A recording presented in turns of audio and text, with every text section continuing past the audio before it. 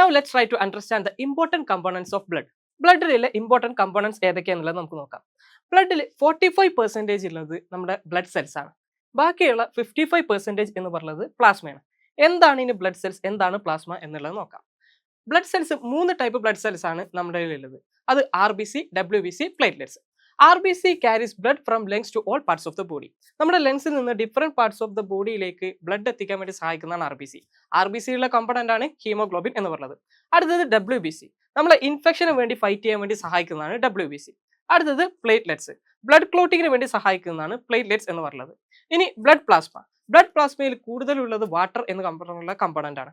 വാട്ടറിൽ കൂടാതെ പ്രോട്ടീൻസും ഉണ്ട്. 3 ടൈപ്പ് പ്രോട്ടീൻസിനെ കുറിച്ചാണ് നമുക്ക് പഠിക്കേണ്ടത്. First one albumin. ആൽബുമിൻ നമ്മളെ ബ്ലഡ് പ്രഷർ കൺട്രോൾ ചെയ്യാൻ വേണ്ടിയിട്ട് നമ്മളെ സഹായിക്കുന്നതാണ് ആൽബുമിൻ എന്ന് പറയുന്ന പ്രോട്ടീൻ. അടുത്തത് ഗ്ലോബുലിൻ. ഗ്ലോബുലിൻ നമ്മളെ ഡിഫൻസ് സിസ്റ്റം, അതായത് ഇമ്മ്യൂണിറ്റി വേണ്ടി ഹെൽപ്പ് ചെയ്യുന്നു. അടുത്തത് ഫൈബ്രിനോജൻ എന്ന് പറയുന്ന പ്രോട്ടീൻ.